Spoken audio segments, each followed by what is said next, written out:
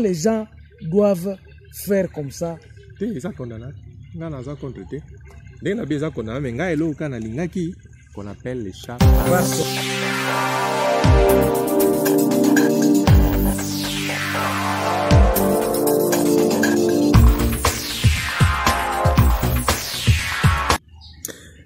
Bienvenue sur Contact Pro Live, c'est Germain Kaindo toujours ici avec Dr Ilunga. Docteur, merci encore de rester avec nous pour cette troisième partie. Merci. Tobanda qui déjà na masolo oya koloba keno l'été fois organisé. Touta qui na enseignement comme na santé projet aux anango skimo aux anango o te présenter na seconde partie awa. Mais maintenant, dikamamune neza docteur, comment vous pensez, comment vous trouvez maintenant actuellement état actuel à Congo? Est-ce que tu peux nous faire une analyse sur Félix élu, Félix se débat pour réorganiser? Moi j'ai l'impression qu'il y avait comme un complot international avec les gens qui gouvernaient à l'intérieur de couper le Congo de toutes relations diplomatiques et de tous meilleurs traités internationaux pour faire que Bapi Yango facilement. Denga compréhension c'est comme si baoyo bazalaki ko diriger si yama ba sabotaki ba sapé diplomatie nyonso ya Congo pour Congo a mis retrouvé en difficulté comme ça pillage cause ça sans problème. Docteur, il y a un problème. Alors baoyo ba koti c'est comme si bazole kasko na bazela na ba déverrouiller. Bon, c'est pourquoi nous avons voulu représenter la personne. Non, docteur, je vais te donner un exemple. Aux président, ce que répertoire le président, quelque part, le président peut faire un voyage belé. Moi, je me dis ceci. Bon, nous ne sommes pas contre le voyage, parce que ça va effectivement produire. Moi les footy. Il faut aussi examiner qu'est-ce que ça rapporte. Parce que ce qu'ils ont rapporté, il faut c'est-à-dire qu'il faut études des évaluations. Bon, combien de sorties et Bimisi Mbongo combien?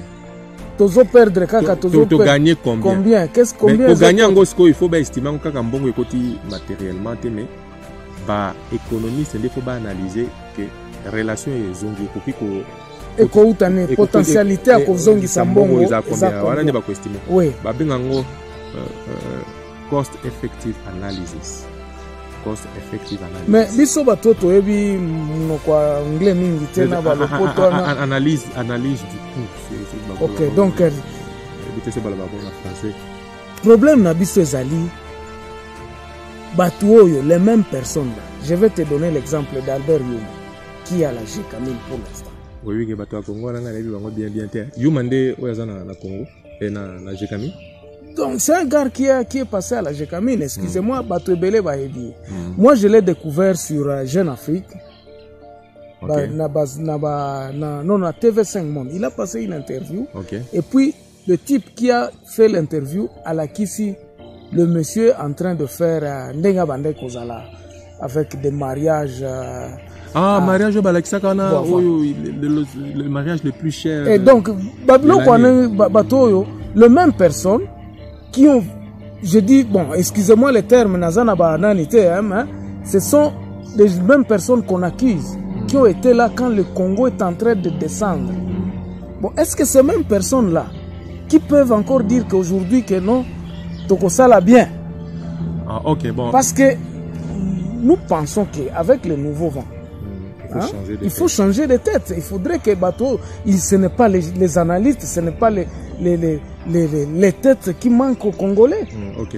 Bon, si quoi raisonnement na niveau bateau ça la makambo ya organisation.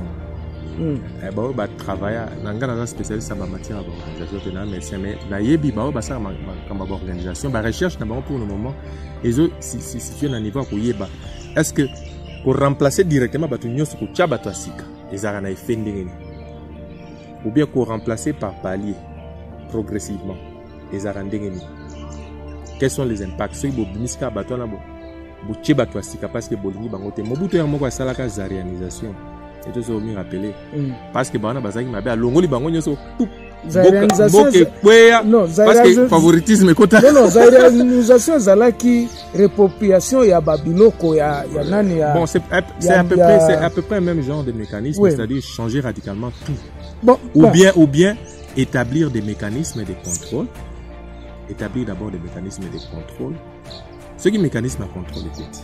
Parce que bon, on est circulé et qu'on a un effet mieux que ceux qui radicalement bolongo les bâtonnets. Ça c'est d'après moi. La plupart bakota kimpia qu'à un certain moment Kabila Sera qui paraît donc mais maintenant bazad siko ce sont des vieux routiers. Bon, Félix aujourd'hui non, par exemple, non. Exactement que ayebi ko salate. Il y a des gens batoyo bayebi makambo ndenge ezali qui n'ont pas de main sale. Aujourd'hui, par exemple, Félix a décidé de remplacer na côté à Est Kuna. Donc, il va renouveler. Il a dit qu'il va passer de 11 000 à 22 000. Bon, nombre à Batu Asika. Il a promis que Akoya na Batu Asika. Parce que autorité, donc chef de troupe, tout ça, il va renouveler tout. Pourquoi? Parce que la population avait vu que aux autres mais ça n'a déjà mafia. Ce sont peut-être avec une nouvelle équipe. Ici, nous avons ici en Afrique d'ici, nous connaissons que attends à compagnie en sécurité. Ils changent de gens. Quand tu arrives, tu viens avec les normes de travail qui est là. Mais ceux qui ont dit que non, ngalaza contre changement changement radical à Sika.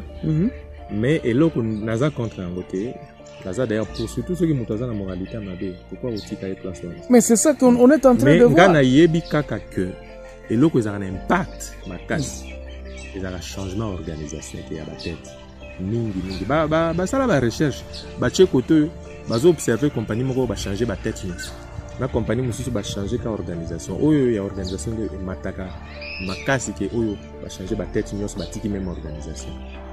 Non. Les problèmes ya organisation. Je ne pense pas parce que un docteur, je m'excuse parce que moi je me dis colonel, généraux oyo Bazaki par exemple na Est Kuna.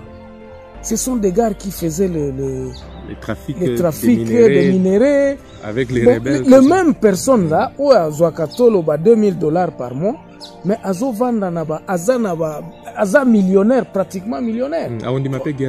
Et si la terre, à Kondimate. Donc, et je crois que le président Nabiso pour l'instant, moi j'ai apprécié cette mesure à Koloba.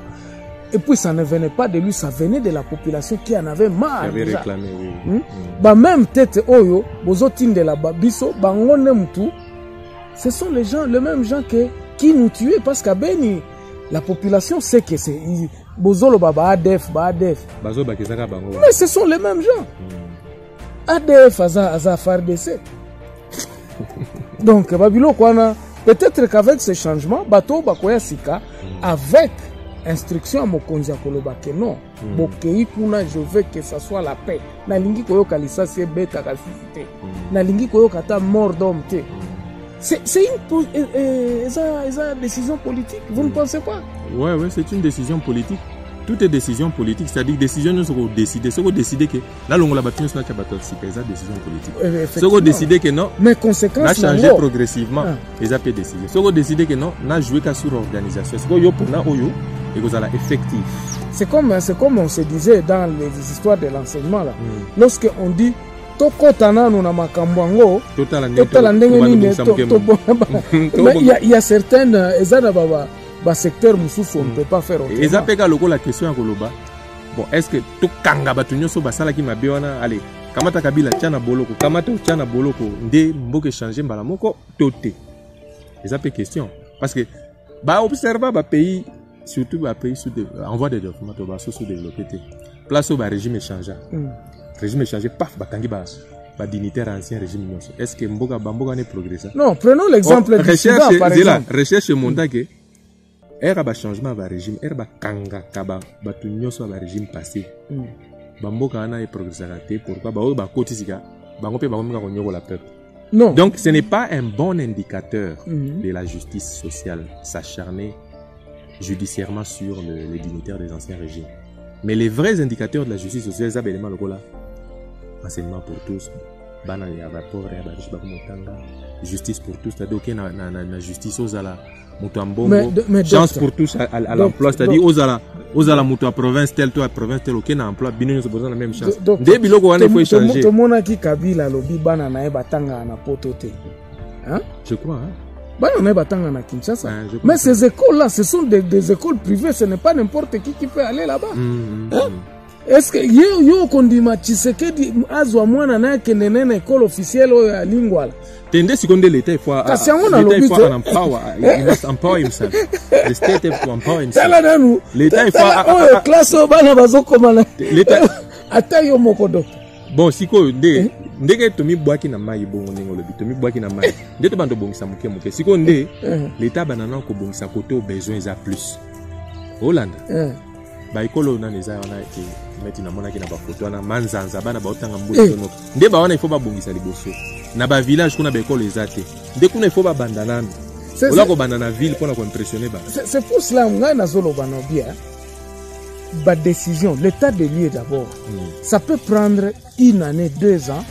Moi je pense que ba tunenge bazala ki déjà que non changement ezali prends ton temps banda ko bongisa ba makambo na ndenge zipana nu mabulu nano ezali sikoyo bon pour le moment comme il n'était pas préparé pour le moment mettre ça là qui si ba signe ba bien 100 jours là qui si ba signe à bonne volonté au pas monde bon quand même à cause de ça là sikoyo asala makambo avec méthode toko sala makambo dans la précipitation et bobimisa mbongo bobongisa ti ezo créer ba trou exactement. Qu'est-ce que tu po bobi mbongo mususu ko utapi pona kozipa wa so qui eloko donc pour le moment ba si ba laxi ba bon signe ba zonga un peu na bon sens ba gérer ce non parce que ce qui te bandi ko loba to senga justification nous sommes en train de prôner un état de droit elingi ko loba nini elingi ko loba ke tout ce qui est des droits est salemi budget na biso za combien les gens sont responsables qu'on peut savoir toute la responsabilité mais les lois basot mouton wana et ezotongama est-ce qu'on peut justifier bon wana utaki wapi parce que bon na yebiti exactement parce que nous continuons mais d'après na yokaki mbongo bon d'après na yokaki que chaque année babimisaka $500,000 pour la maintenance dans la construction de chaque année mais balia kango. Alors, donc tout le balia qui en côté ndebo na yoka ki mena yebite donc ezaka mbongo ne bima chaque année ndebo tout balia boto yebite en tout cas na yebi fond que ça l'état mais na kosenga l'état azala modeste akoki ko mbalama ko banda ko fixer ba budget à likolo penza te ke o meti bato bazolinga ke il va lo baka 25 milliards non bo banana de manière modeste parce que problème to anango siko eza problème ya mbongo ebele te mais problème ya gestion en bon parce que na muke donc meti bana balobi 7 milliards ata 7 milliards to ko banana ngona meto gérant muyibi sil après l'année prochaine to baxi bon meti noki babi 10 milliards je ne sais même pas en tout cas bato bazolo baké babi combien 7 milliards bon pour bato bazo mi prendre 7 milliards eza muke il faut faire 5 milliards mais to banana na muke o ezana ngaso ki nazali bango prédécesseur na ba nazo utiliser 4 milliards on a dit bon na utiliser que 4 milliards tout mais na gérer ngo bien na distribuer ngo bien na zipa madouce comme ça na tala ba mbongo zoko tawapi na komona à peu près idée et cause à la combien chaque année dena année prochaine à Matisse muke année prochaine beaucoup monde ata 4 milliards on a surtout gérer ngo bien et c'est comme ça les locaux le problème c'est que ya ngo ngana zolo ba docteur zake na masolo tozo beta awa tozo kendeke tous à la moi vérité l'état des droits c'est-à-dire que voici na ABC bino état de lieu na kuti na caisse à l'état autant moi je pense que je parlais avec d'autres vieux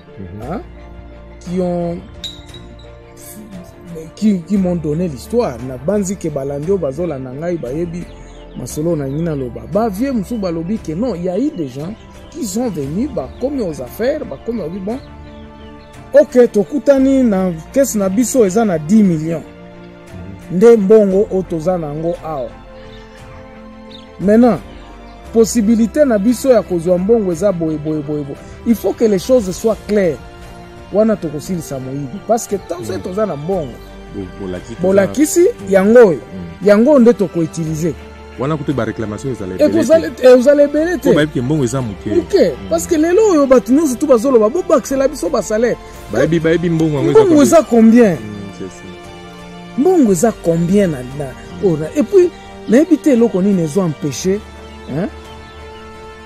président de la république aloba ngo bon moni bosco na Congo biso tozolinga sikoyo koza ba règle financier ndenge nini l'état déclaraka ba l'état ya caisse na ye adéclaraka ngo na nani et puis ndenge nini mbongo alete circulaka ba loi sur ça bazoka ba vota yango ndeka wana il faut balanda eza teke bakoya na nzela ba super plein eza boye bakenda ko déclarer ngo na parlement parce que mbongo ebimaka nani asignaka tozozela discours ya président na parlement parce que il n'est pas encore arrivé na parlement na komi na parlement te j'espère que tango okoma na l'état il va nous parler de ça et puis koyebisa batu effectivement parce que vous donnez maintenant la place au commérage, au passe, bazomituna, bon, gratuité à l'école, enseignement de base, et comment tu as conçu ça, pourquoi, toutes ces questions-là, et tout le monde commence à faire un peu de spéculation sur ça.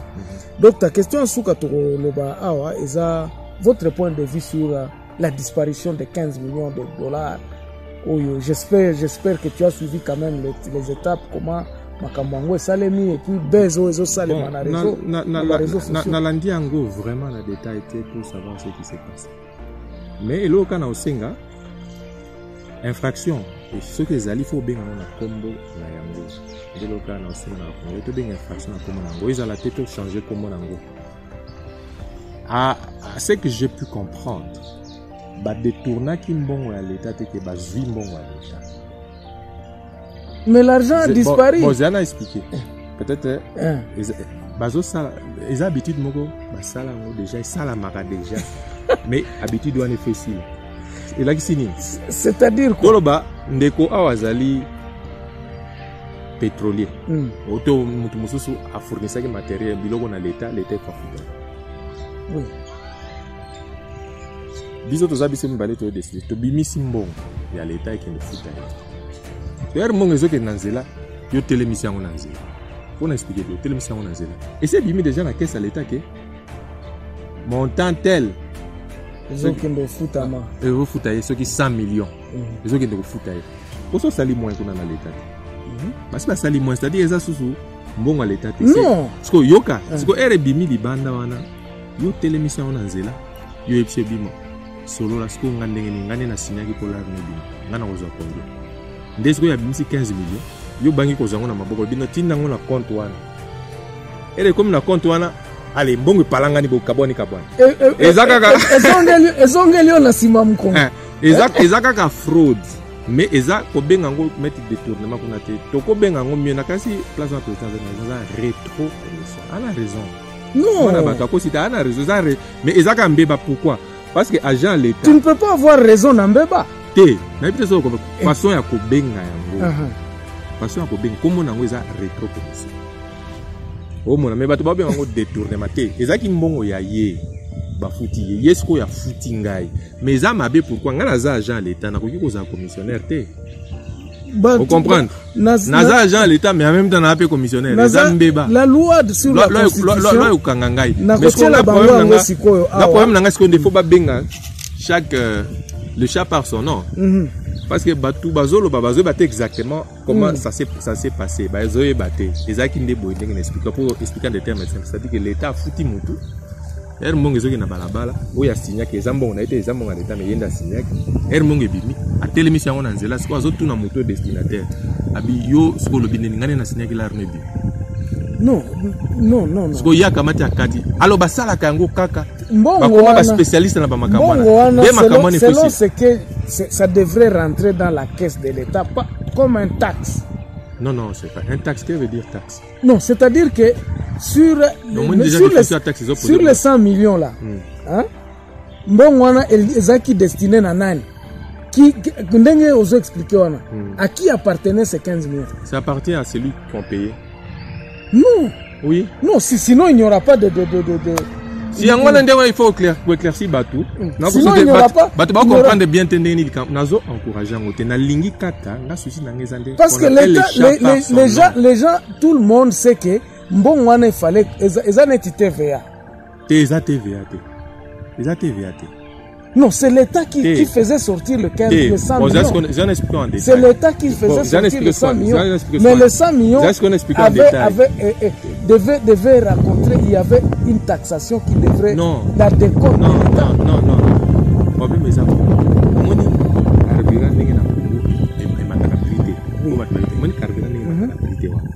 L'État, depuis Laurent Kabila a installé le système à subvention. A payé à moi partie en bon pétrolier pour prix à la gamme maintenir. C'est-à-dire pour bisoto somba pétrole na cher. Pour ça c'est le bon côté prix à pétrole comme mata transport et mati mon boulot na kati ya kinwa na kati ya. Donc on a l'État chaque mois de pour ça 100 millions au Canada pétrole qui pour maintenir prix na pesa la combien pesa. So yo ba signer kana pour bon de balia ka ba bezande ke bazana droit ya muzara commissionnaire pour ba argent. Non, mais ma BP ezana bateau bazolo ba détourner. Docteur, en tout cas là il faut vérifier, mais c'est que moi j'ai suivi ezake toza ba financier mais ba lettre wana, tous ces lettres là. Pourquoi le bureau de chef de l'État ba pesa qui instruction que non bon wana bo chango na compte tel mais bo chango na compte fulani. Est-ce que le bureau de chef de l'État ou le ministre des Finances? Je pense que c'est le ministre. Non, l'instruction est venue du cabinet du président. C'est comme ça qu'on dit Pourquoi Parce que... Mais Bachaki Mbongo place il y a le bagité. Bon, que ça soit... Ce qui Bachaki Ango... C'est-à-dire Batunyo soit c'est-à-dire... Ce qui Bachaki Ango ou bien quoi que ce soit, mais le fait est que... Il faut docteur, le fait est que quand le cabinet du chef de l'État avait su que ezana mwa mbongo moko boye il faut zongela l'État parce que ba directeur wana eza décote wana que bande ko déclarer en vote opposition d'Apoita. Non, c'est ça que opposition à Poitinde va changer combo.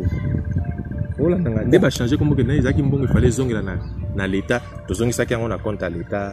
Non, parce que en principe mais ezaki ndé ba commission. En principe commission, eza kutu commission te, eza mbongo taxé sur l'État futio. Tangu l'État achaki mobeko lobi na futio, na mbongo wana na futio, il faut bimisaka 15% ezonge la kangai comme taxe sur c'est ça je crois. Non, parce que mbongo wana tangu zolo ba ke commission taxe ba compagnie pétrolière et tout à cas par paiement non par revenu global. Non, c'est là d'expliquer bayokana boy balobi ngai l'État soki nazo subventionné na bino na 100 millions wana ils rétrocommission et que le bango taxe sur le revenu général. C'est ce que je dis, il y a moins de complications parce qu'on a déjà de façon que bakasi kwana yakala bayeba ki ke place wana bambongo wana bande ko bima et puis ba bande ko zela nouveau ba entrant tant ba koti tant ba entrant ba koti ba ke ba koya na mutambo wana mbongo wana ko kende wapi. C'est comme ça le pouvoir à Sikelobi, non, c'est nous qui doit gérer maintenant. Bon, on est zongaka ekendaka wapi.